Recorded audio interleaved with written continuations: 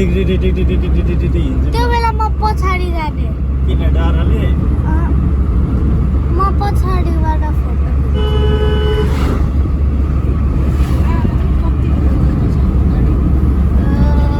mobile पनि setting भइरहेको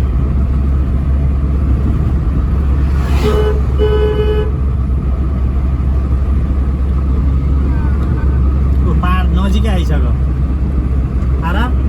पहाड नजिकै आएर नजिकै आइरहेको त्यो पहाडलाई हामी क्रस हान्ने हो त्यही भित्र चढेर त्यसलाई पास गऱ्यो अब कसरी पुग्यो मिलनचोक हामी मिलनचोक